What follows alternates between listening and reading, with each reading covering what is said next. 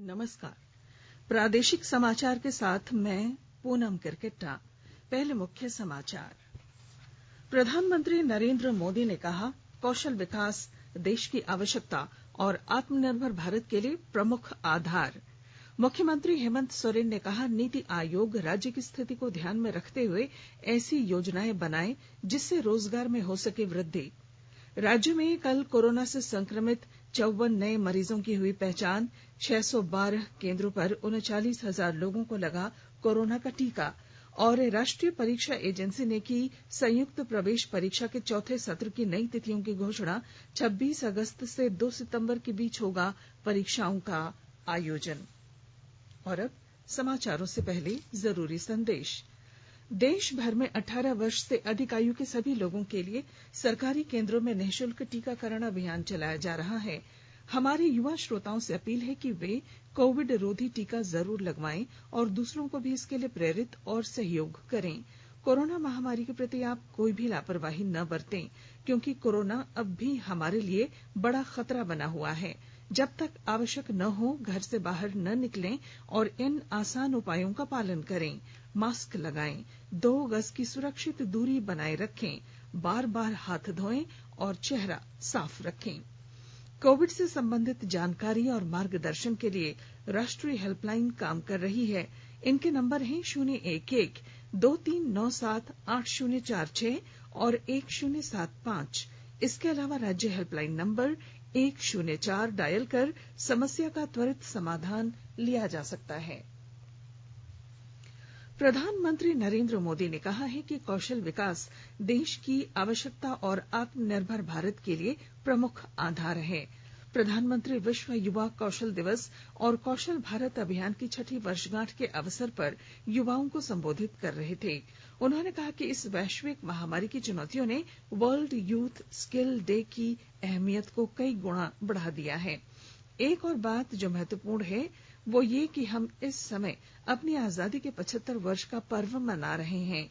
21वीं सदी में पैदा हुए आज के युवा भारत की विकास यात्रा को आजादी की 100 वर्ष तक आगे बढ़ाने वाले हैं। इसलिए नई पीढ़ी के युवाओं का स्किल डेवलपमेंट एक राष्ट्रीय जरूरत है, आत्मनिर्भर भारत का बहुत बड़ा आधार है। प्रधानमंत्री ने पिछले 6 वर्षों में बने नए संस्थानों को सशक्त बनाकर कौशल भारत अभियान को गति देने की आवश्यकता पर बल दिया है।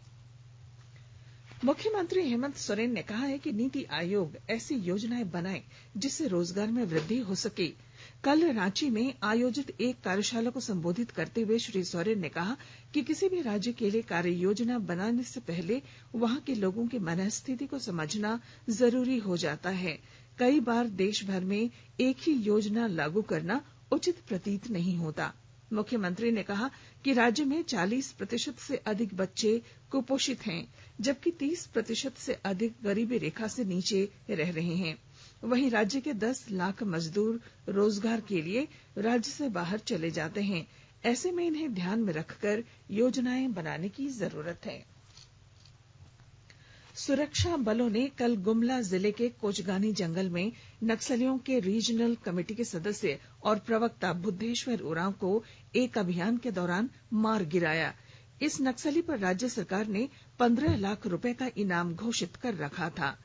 मुठभेड़ स्थल से पुलिस ने AK-47 राइफल, भारी मात्रा में गोलियां, बम बनाने के सामान और बड़ी संख्या में अन्य चीजें बरामद की हैं। जिले के पुलिस अधीक्षक ने बताया कि मारे गए नक्सली पर गुमला, सिमडेगा, लोहरदगा, गढ़वा और लातेहार के विभिन्न थानों में 109 मामले दर्ज थे। इधर सिमडेगा जिले के बानो थाना क्षेत्र अंतर्गत गिरदा ओपी जंगल से पुलिस ने नक्सली संगठन PLFI के 4 उग्रवादियों को कल गिरफ्तार किया है। इनके पास से हथियार और नक्सली पर्चे मिले हैं। गोड्डा जिले के मेहरमा प्रखंड के अमौर और लकड़हारा पंचायत में डायरिया से 2 बच्चों की मौत हो गई, जबकि 7 बच्चे पीड़ित हैं। प्रखंड विकास पदाधिकारी के नेतृत्व में चिकित्सकों की एक टीम ने गांव पहुंचकर बच्चों का इलाज किया। अधिकारियों ने बताया कि ग्रामीणों ने सरकारी चिकित्सकों से इन बच्चों का इलाज नहीं कराया, बल्कि इनका इलाज झोला छाप डॉक्टरों ने किया था। प्रशासन के निर्देश पर इन स्थानों पर दवा और ORS के पैकेट बांटे जा रहे हैं। गांव में ब्लीचिंग पाउडर का छिड़काव भी किया जा रहा है। आकाशवाणी के ताजा तरीन समाचारों के लिए आप हमारी वेबसाइट newsonair.com पर लॉग ऑन कर सकते हैं। ताजा समाचार Twitter handle @AIR news alerts और Facebook page All India Radio News पर भी उपलब्ध हैं। आप प्रादेशिक समाचार एकांश के ट्विटर हैंडल @AIR News_Ranchi और फेसबुक, इंस्टाग्राम पेज तथा YouTube channel AIR news Ranchi पर भी हमारे बुलेटिन सुन सकते हैं। प्रादेशिक समाचार आप आकाशवाणी रांची से सुन रहे हैं और अब पेश हैं कोरोना से बचाव के कुछ संदेश। चलो मिलकर शुरुआत करें, चलो एक फैसला आज करें, मास्क नहीं तो टोकेंगे, कोरोना को रोकेंगे, चलो एक इरादा करते हैं, चलो कुछ वादा करते हैं, मास्क नहीं तो टोकेंगे, कोरोना को रोकेंगे। भारत सरकार द्वारा जनहित में जारी। कोविड-19 से बचाव और सुरक्षित रहने के 3 उपाय। मास्क लगाएं, 2 गज दूरी है जरूरी, सुरक्षित दूरी रखें, हाथ और मुंह साफ रखें।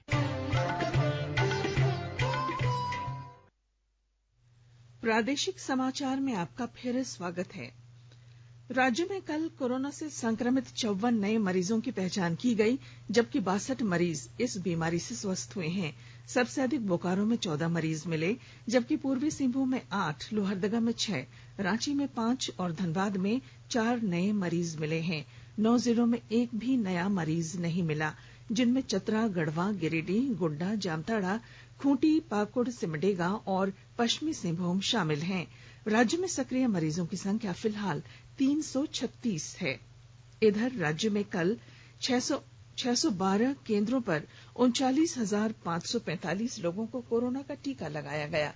इसमें 27,998 लोगों को टीके की पहली डोज और 11,547 लोगों को टीके की दूसरी डोज लगाई गई। देश में अब तक 39 करोड़ 13 लाख से अधिक कोविड टीके लगाए जा चुके हैं। पिछले 24 घंटे में 34,97,000 से अधिक टीके लगाए गए। देश में कोविड से स्वस्थ होने की दर बढ़कर 97.28% हो गई है। पिछले 24 घंटों में 39,000 से ज्यादा रोगी स्वस्थ भी हुए हैं। अब तक 3 करोड़ 1 लाख से ज्यादा लोग कोविड से स्वस्थ हुए। पिछले 24 घंटों में देश में कोविड के 41,806 नए मरीजों की पुष्टि हुई है। स्वास्थ्य मंत्रालय ने भारत कोविड-19 आपात प्रतिक्रिया और स्वास्थ्य प्रणाली तैयारी पैकेज चरण 2 के तहत की जा रही तैयारियों की कल समीक्षा की।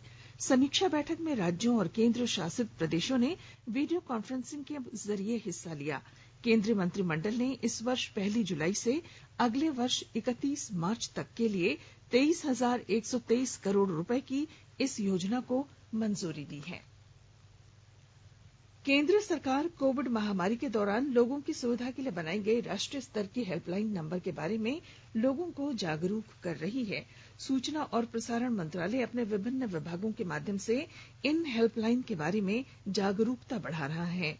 कोविड संबंधी सवालों के जवाब देने के लिए स्वास्थ्य और परिवार कल्याण मंत्रालय की हेल्पलाइन 1075, राज्य हेल्पलाइन 104, महिला और बाल विकास मंत्रालय की चाइल्ड हेल्पलाइन 1098, वरिष्ठ नागरिकों के लिए 14567, मनोवैज्ञानिक सहायता के लिए निम्हांस का नंबर है 080461010007, आयुष कोविड परामर्श हेल्पलाइन नंबर है 14443 और My GOV WhatsApp help desk number है 9013151515।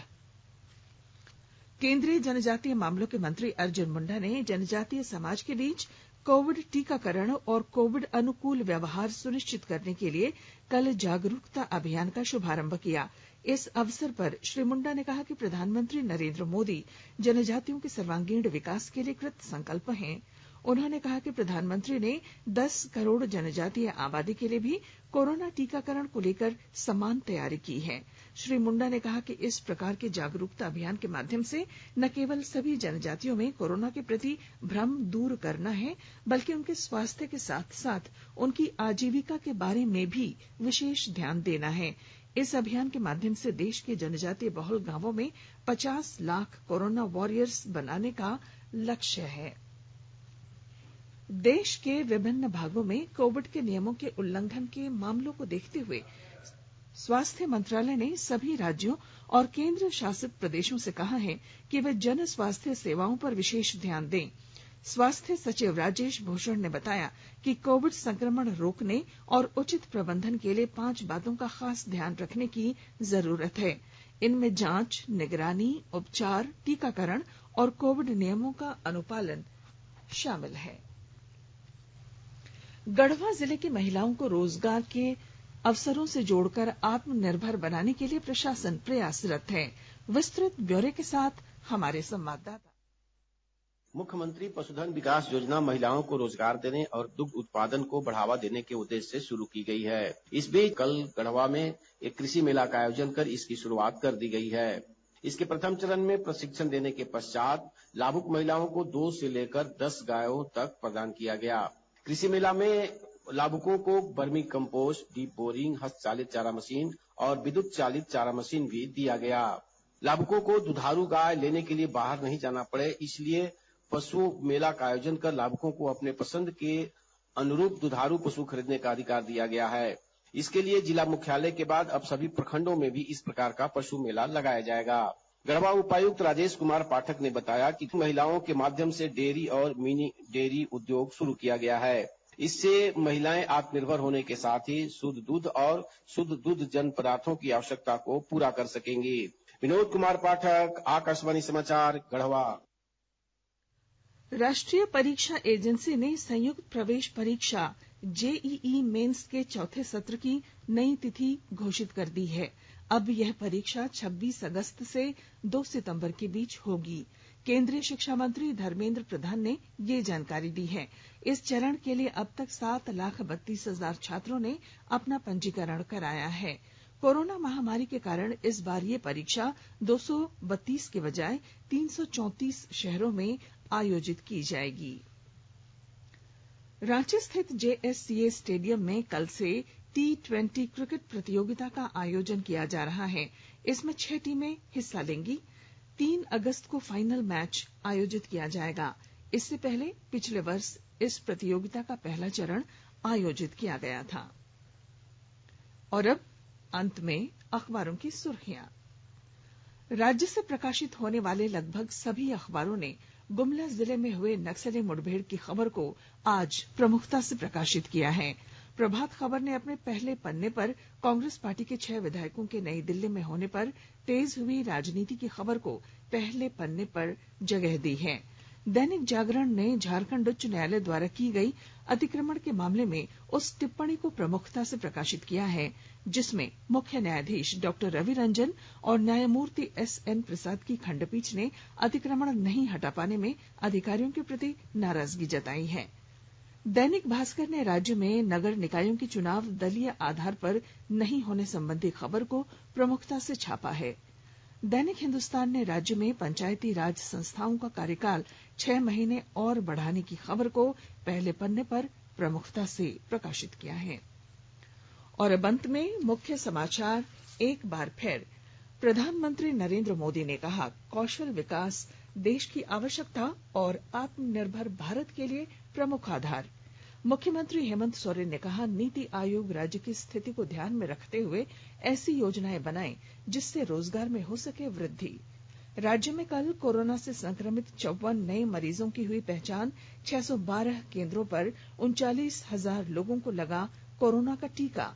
और राष्ट्रीय परीक्षा एजेंसी ने की संयुक्त प्रवेश परीक्षा के चौथे सत्र की नई तिथियों की घोषणा। 26 अगस्त से 2 सितंबर के बीच होगा परीक्षाओं का आयोजन। और इसके साथ ही आकाशवाणी रांची से प्रादेशिक समाचार का ये बुलेटिन समाप्त हुआ। नमस्कार। घर में रहिए, सुरक्षित रहिए और सुनते रहिए आकाशवाणी।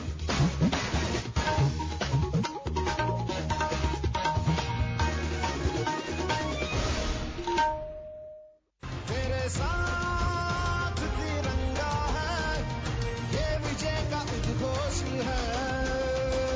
तू ठान ले, तू ठान ले, तू ठान ले, तू ठान ले, अब जीत को अंजाम दे। एक खिलाड़ी दुनिया के किसी